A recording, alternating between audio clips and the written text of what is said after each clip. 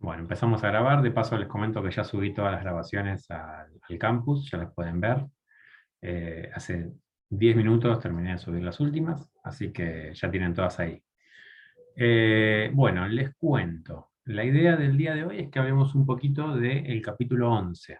La semana pasada vimos el capítulo 13, que era Teorías del Comportamiento, donde analizamos a Maslow, a Herzberg y a MacGregor.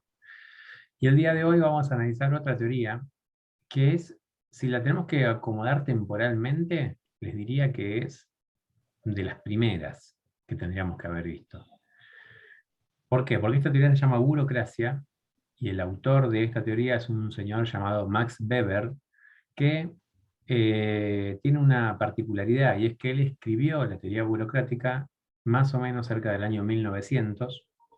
Sin embargo, se empieza a aplicar y se empieza a llevar a la práctica más o menos en la década del 40, ¿sí? 40 años después, cuando Weber ya no estaba como para explicarnos qué era lo que había querido decir. Entonces tienen esa particularidad, así que en una época se escribió la teoría y varias décadas después es cuando se empieza a aplicar directamente en el área de la administración. Esta teoría en particular tiene una particularidad, que es que la palabra burocracia estoy seguro que todos alguna vez la escucharon mencionar, ¿verdad?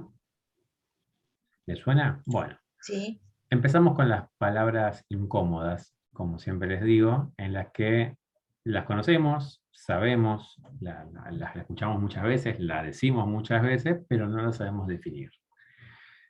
Si yo les digo burocracia, no voy a una cuestión conceptual, ¿eh? Si les digo burocracia, ¿qué es lo primero que a ustedes se les viene a la cabeza? Un trámite engorroso, ponele. Un trámite Papeleo. engorroso. Bien, trámite engorroso, papeleo, ¿qué más? Un empleado administrativo Empleado administrativo, del bien, Estado, ¿no? del Estado. Miren qué puntual, ¿eh? ¿Cómo, Juliana? Sí, un hospital, qué sé yo. Bancos, los bancos, re burócratas. Los bancos. Perdón, Juliana no la escuché, un grupo y no se escuchaba bien. No, un grupo social, dije yo. Un grupo social. Bueno, está bien, a vos te suena eso, perfecto.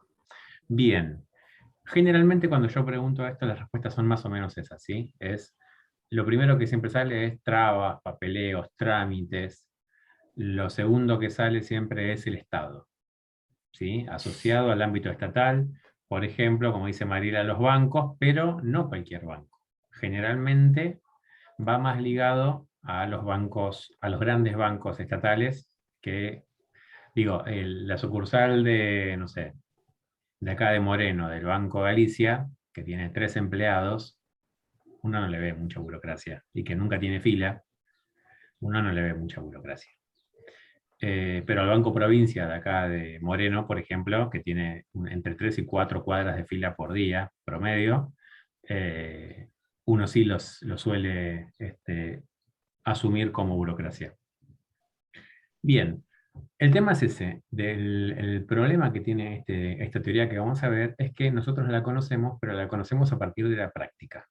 La conocemos a partir de estas vivencias que nos llevan a entender a la burocracia como algo positivo o negativo. ¿Ustedes cómo lo tildarían? Si le tienen que poner un pulgar arriba o un pulgar abajo, ¿qué me dirían? Así los veo rápidamente. Me cagaron, me tiraron uno. Alejandro me mandó uno en el medio. Ok. Bien, hay un intermedio. Ni sí Yo ni lo no. definiría como algo necesario en Claro, algún, por en eso, algún aspecto. por ese lado. Porque sirve para organizarse también, pero también puede ser que termine trabando o que sea algo lento, pero también puede ser que sea algo que te permita organizarte y que salga bien. O sea, pues, Miren, yo trabajo en el Estado, ¿sí? Yo trabajo en la universidad, que es una universidad pública, estatal. Y cuando estoy atendiendo a una persona, si esa persona me dice que soy un burócrata, ¿qué connotación tiene? negativo. Pareciera que Suena te negativo. alineas a una forma de organización, pero que no es la que corresponde, no sirve, no es efectiva. Bien, no es efectiva, no sirve, ¿sí? Es algo negativo. Nadie dice como piloto che, como piropo a otra persona, che, qué burócrata que sos. ¿Vamos a tomar Lo algo? haces así porque lo tenés que hacer así, pero no sirve que lo hagas así. A ver, Tomás, ¿qué querías comentar? No, yo iba a decir que yo escuché un montón la palabra burocracia, pero todavía no sé qué significa bien. Bien, bueno, hoy es el día, Tomás. Espero que hoy nos Puede vayamos ser. con el concepto opuesto. Bien, la connotación que tiene es negativa, es real. Solemos asimilarla justamente con trabas, con demoras, con mucho papeleo, con muchos pasos y con algo que es ineficiente. La burocracia, si la tenemos que empezar a definir, lo primero que vamos a decir es que es un tipo de organización, ¿sí? Es una forma de organizar. Eh, yo siempre cuando pregunto qué es la burocracia, esto lo suelo preguntar en orales, y un alumno no sabe cómo arrancar, yo lo primero que le pregunto es, a ver, ¿la burocracia es un perro? La respuesta obviamente es que no. Bueno, entonces, ¿qué es? Es una forma de organizar. ¿Bien? Asumimos desde la práctica que la burocracia es una forma de organizar, pero que no está bien hecha. Acá lo que vamos a tener que hacer es dividir el tema para poder entenderlo en dos partes. Por un lado vamos a tener la teoría y por otro lado vamos a tener la práctica. Y es muy importante que en este caso lo separemos, a la teoría de la práctica, porque van a ver que son muy distintas. Y vamos a tratar de analizar por qué son tan distintas. ¿Sí? Lo primero que les puedo comentar acerca de burocracia es el significado de la palabra. Burocracia viene de la palabra buró, que significa oficinas. En realidad, buró, la traducción literal es escritorio. Y todo lo que termina en cracia tiene que ver con el poder. ¿Sí? Entonces, burocracia sería el poder, entre la traducción literal sería el poder de los escritorios. ¿Qué quiere decir esto? En realidad no estamos dándole poder a un escritorio, por más que los hinchas de River lo hayan hecho en alguna época, sino que estamos hablando del poder del área administrativa, del poder de las oficinas. ¿Sí? Alguno quería saltar con lo de River, por eso ni siquiera frené para que nadie pueda acotar. El poder de las oficinas, ¿sí? Es decir, que Weber, al crear la burocracia, al escribir acerca de esta forma de organización, él establece, entiende, que el poder dentro de la organización lo va a tener el área administrativa. Para entender un poquito a Weber, vamos a tener que remitirnos a algunos estudios previos que hizo él. Weber era una persona que analizaba mucho a las sociedades y que a partir de eso trataba de entender cómo funcionaban los distintos mecanismos de poder. Siempre que ustedes hablen del concepto de poder, en otras materias seguramente, creo que lo ven en alguna de las materias comunes, en algún momento van a mencionar a Weber. ¿Sí? Aclaro, Weber se escribe con W, Weber, pero es Weber, porque es alemán. ¿Sí? No se dice Weber. Este señor, Weber, analiza a las sociedades, como les decía, habla mucho acerca del tema del poder, y a partir de ese análisis de las sociedades, empieza a establecer, empieza a observar que hay distintos tipos de sociedades que en el tiempo han demostrado tener distintos tipos de autoridades. Y acá es el primer freno que tenemos que hacer, y es tratar de entender qué es autoridad. Y sobre todo, poder diferenciarlo del concepto de poder. ¿Sí? No es lo mismo autoridad que poder. Cuando nosotros hablemos de autoridad, vamos a hablar de qué es la probabilidad de que una persona dé una orden y otra persona la obedezca. ¿Sí? Cuando hablamos de poder, estamos hablando que es la capacidad que tiene una persona para hacer que otra persona haga lo que él quiere. ¿Bien?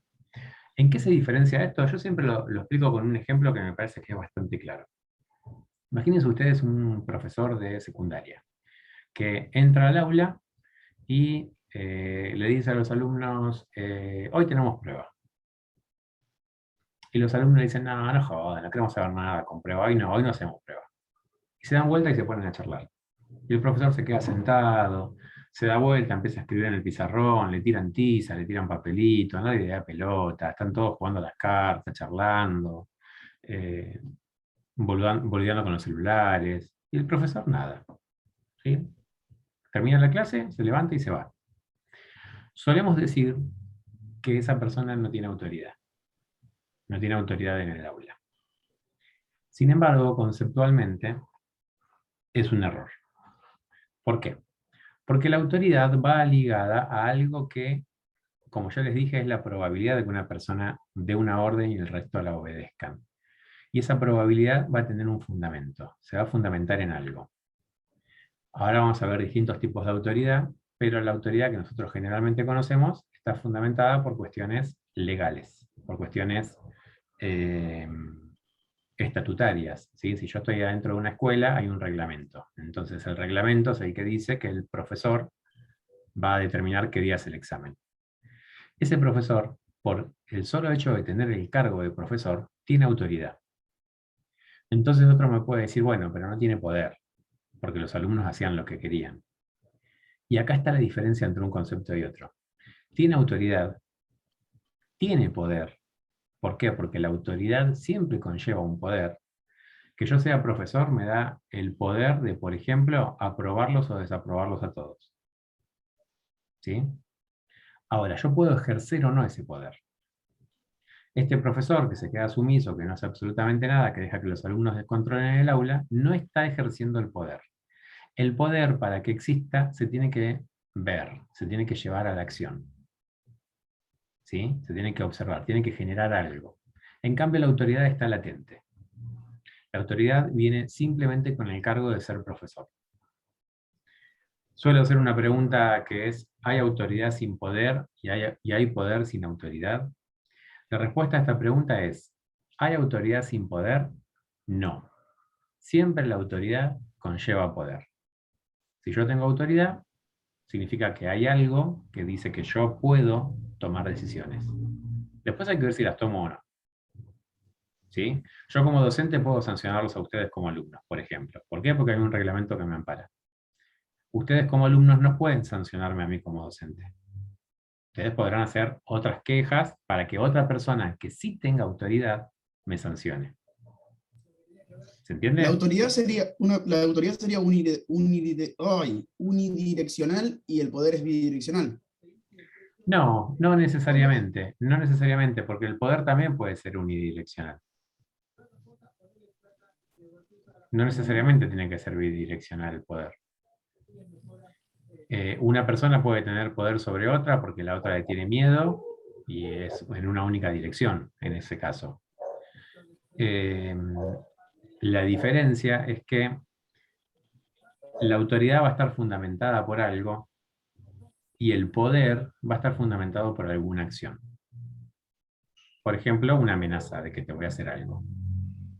¿Sí? Entonces esa acción de esa amenaza es lo que hace que la otra persona haga lo que uno quiere. ¿Bien? Entonces, ¿hay autoridad sin poder? No. La autoridad siempre conlleva algún tipo de poder. ¿Hay poder sin autoridad? Sí. Una persona puede tener poder y no tener ningún tipo de autoridad. Por ejemplo, puede ser el empleado más bajo dentro del escalafón e igualmente tener poder, porque por ejemplo puede, no sé, llevarse bien con todo el mundo. O puede manejar información sensible. O puede ser muy cercano a alguien que sí tiene autoridad. ¿Sí? Entonces, el hijo del dueño, por más que sea el cadete, es el hijo del dueño. Entonces, ¿tiene autoridad? No, no tiene autoridad. Legalmente no hay nada que establezca que esa persona tiene autoridad si es el cadete. Pero sí tiene poder. Sabemos que si nos metemos con el hijo del dueño, vamos a tener problemas. ¿Se entiende? Analizando esto, entonces, Weber lo que dice es, clasifica a las sociedades en 3 tipos de sociedades. Y lo que dice es que a cada tipo de sociedad le corresponde un tipo de autoridad. ¿Bien? Y ahí empieza una clasificación de 3 tipos de autoridad. Weber va a decir que hay sociedades que son autoritarias, sociedades tradicionales, sociedades carismáticas y sociedades burocráticas. Las sociedades que sean tradicionales van a tener un tipo de autoridad tradicional. Las sociedades carismáticas tienen un tipo de autoridad carismático y las sociedades racionales o burocráticas van a tener un tipo de autoridad racional. ¿Bien? Vamos con el primero. La autoridad tradicional tiene que ver con que, cuando yo hable de tipos de autoridad, lo que estoy diciendo es qué es lo que hace que una persona obedezca a otra. O qué es lo que hace que una persona le pueda dar órdenes a la otra y esperar obediencia. La autoridad tradicional... Mariela, ¿ibas a comentar algo? Ah, bien. La autoridad tradicional... Todavía no, ok. Les decía, la autoridad tradicional se va a basar, justamente como le dice la palabra, en una tradición. ¿Qué quiere decir esto? En una costumbre, en algo que ya estaba estipulado así previamente, y que entonces obedecemos porque siempre fue de esa manera. El ejemplo más claro y más sencillo de entender es la autoridad que tenía un rey, un monarca. ¿Sí? En la época feudal, cuando había monarquías, un monarca iba a tener autoridad simplemente por tradición. ¿Cuál era la tradición? Pertenecer a la familia real. La característica que tiene esta tradición es que claramente es irracional. No hay un motivo racional por el cual esa persona tiene autoridad. Solamente porque es el rey. Ustedes saben cómo una persona, mejor dicho, cómo una familia llegaba a ser real. ¿Cómo llegaba a la realeza? Era por designio de Dios. Andá a comprobarlo. Andá a buscar el papel que dice que Dios te eligió a vos y a tu familia como la... O sea, genial el tipo que levantó la mano primero. Dijo, no, la mía. Obviamente el que levantó la mano primero tenía el poder para hacerlo. ¿Sí? Ya estaba ocupando un cargo y dijo, ¿saben qué? Mi familia está elegida por Dios. Y por lo tanto, toda mi descendencia seguirá con la misma autoridad que tengo yo. Una de las características de la autoridad tradicional es que, como bien les digo, no es racional y al mismo tiempo es hereditaria. ¿Sí? Habrán escuchado alguna vez la frase, muerto el rey, viva el rey. ¿Qué quiere decir esto? Cuando muere el rey, el príncipe es el que asume y ocupa ese cargo y lo tienen que obedecer como si fuera el rey anterior. Lo tienen que obedecer porque es el nuevo rey. ¿Bien? No hay una cuestión de lo elegimos, de decisión, de estoy de acuerdo, de me parece bien. Simplemente le hago caso porque es el hijo del rey. Lo mismo ocurre con las empresas. Muchas empresas, cuando el dueño decide retirarse, el que asume es el hijo. Y le hacemos caso ¿por qué? Y porque es el dueño, porque es el hijo del dueño. Y ahora es el nuevo dueño. Bien, entonces esta autoridad tradicional tiene la característica de ser irracional, de poder heredarse y de ir pasando de generación en generación, por lo tanto que tiene un asidero histórico bastante importante. ¿Sí? No es algo que se pueda generar en 2 días. ¿Bien? ¿Hasta acá se entiende? Profe, una duda. Cuando Sí. te referís a que no es racional, es que el poder justamente no está dividido, ¿no? Está todo concentrado en un sector. No. Entendí. Cuando me refiero a que no es racional, me refiero a que no hay un motivo lógico por el cual esa persona tenga que tener la autoridad. Ok. ¿Sí? No, no responde a la razón, sino que en este caso responde a la tradición.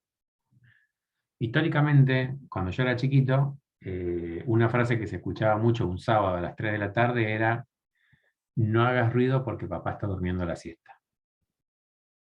Ahora cuando mi vieja dormía la siesta podíamos saltar, hacer un corso que no pasaba nada.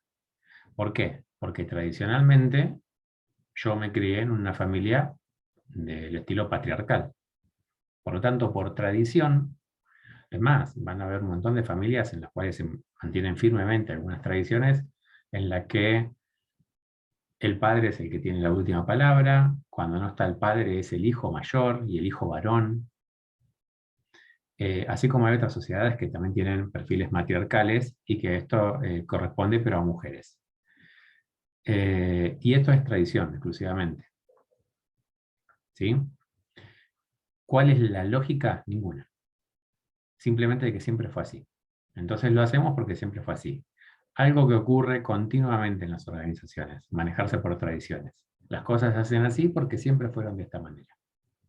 ¿Cuál es el argumento lógico por el cual las cosas se hagan de esta forma? Ninguno. Simplemente porque siempre se hicieron así. Bien, por eso es irracional. La autoridad carismática, en cambio, tiene que ver con atributos particulares de la persona que va a esgrimir la autoridad. ¿Sí? Hay algo que la hace distintiva a esa persona y por la cual el resto le van a hacer caso. Este tipo de autoridad también es carismático porque no tiene una explicación lógica, a veces es una cuestión hasta de piel, le hago caso porque me llevo bien. Cuando alguien dice que una persona tiene carisma y a partir de eso la obedece, no entiende bien qué es lo que tiene. De hecho, es muy difícil definir qué es el carisma, ¿sí? Sino que es algo que a mí me hace obedecerlo. Y el líder carismático obviamente va a ser para una persona y no para otra. Y la persona con autoridad carismática va a ser para una persona y no para otra. En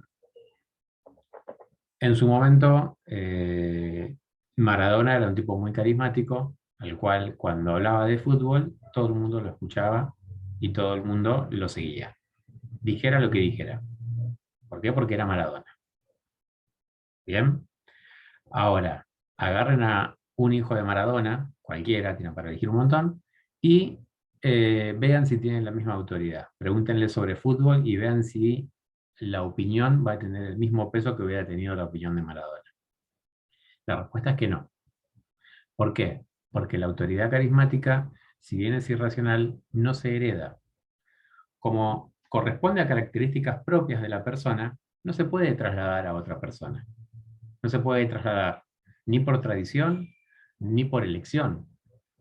Hay un caso muy claro, que fue el de Chávez, en Venezuela, que Chávez era un líder carismático, y cuando Chávez está por dejar el poder, señala y elige a otra persona para que lo suceda, que es Maduro. Lo señala y le dicen, a partir de ahora el líder va a ser él. Maduro no es un líder carismático como Chávez y no tuvo ni tiene el apoyo que tenía Chávez. ¿Por qué?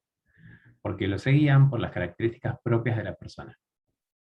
Este tipo de liderazgo y este tipo de autoridad se observa mucho en la política, ¿sí? Pero también se observa con personas que admiramos. Y simplemente la admiramos y todo lo que diga nos parece que está bien. Y si dice que tenemos que ir para allá, vamos para aquel lado. ¿Por qué? Porque lo dice esa persona. ¿Bien?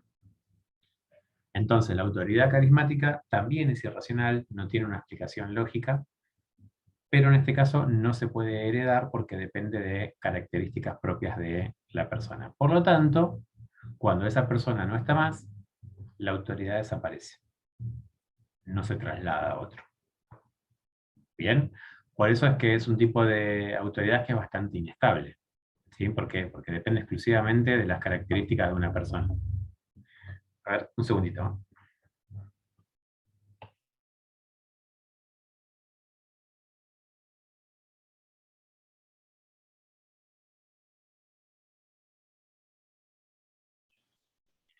Bueno, mientras tanto, para ayudarles un poquito a entender lo que es la burocracia, les voy a recomendar una película. Es difícil buscarla, o buscarla es fácil, es difícil encontrarla. Se llama Brasil, una película creo que del 1985, es una película inglesa, vieja, no está en Netflix.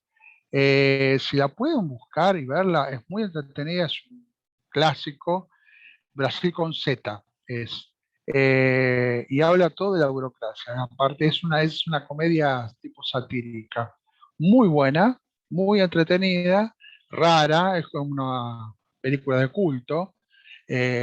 Antigua, obviamente, no es una película para Netflix, pero si la pueden ver, la verdad que se las recomiendo, porque ahí vino Nacho. Así que no se la vamos a tomar, pero es recomendable que la vean. Bien, perdón. Seguimos, Nacho. Sí, sí, sí. Está mi hija con una compañera haciendo tareas y ahora me pidieron la clave del Wi-Fi y como nunca la cambié, la clave del Wi-Fi obviamente es un quilombo, así que nada, ya tuve que pasar. Bueno, nada, detalles. Bueno, entonces, estábamos terminando lo que es autoridad carismática, ¿sí? ¿Se entiende? ¿Queda alguna duda con la autoridad carismática? ¿No? Bien. Bueno, vamos al tercer tipo de autoridad, que es la llamada autoridad legal. Tiene varios nombres: autoridad legal, autoridad racional o autoridad burocrática. Y es el tipo de autoridad que nos van a dar las leyes, ¿sí? Una determinada ley, una determinada norma, es la que va a establecer que una persona tiene autoridad por sobre los demás.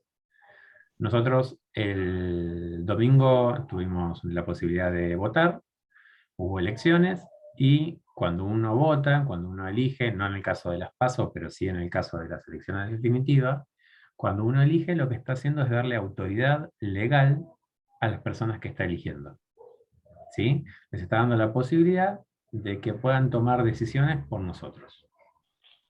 Esa autoridad surge exclusivamente de la Constitución Nacional. Surge de una norma. La autoridad legal, racional o burocrática, como el nombre lo dice, es racional. ¿Por qué? Porque lo que busca es que sea un tipo de autoridad estable. Estable en el tiempo. Que todos sepamos por qué esa persona está en ese lugar. Que todos sepamos por qué esa persona tiene autoridad y por qué hay que hacerle caso o por qué no. Que tengamos bien en claro sobre qué cosas nos puede decir qué es lo que tenemos que hacer y sobre cuáles no. Un profesor es la autoridad en el aula. ¿Por qué es la autoridad? Porque justamente hay una norma que establece que el docente es el que maneja el aula. Ahora, ¿puede venir un docente y decirme, tenés que separarte de tu pareja? Alguno lo agradecería, pero puede ser un consejo si quieren, pero no tengo autoridad para decirles nada de eso. ¿Sí? ¿Por qué? Porque mi autoridad está circunscripta a lo que establece una norma. ¿Qué es lo que yo puedo hacer y qué es lo que yo no puedo hacer? ¿Cuáles son mis obligaciones y mis derechos como docente? Y ustedes conocen o pueden acceder a saber cuáles son esos derechos y obligaciones y saber en qué tengo autoridad y en qué no. ¿Bien? Algo que me sucede muchas veces trabajando en el departamento de alumnos es cuando un alumno me dice, tengo un problema con un profesor porque me desaprobó el parcial y para mí está aprobado.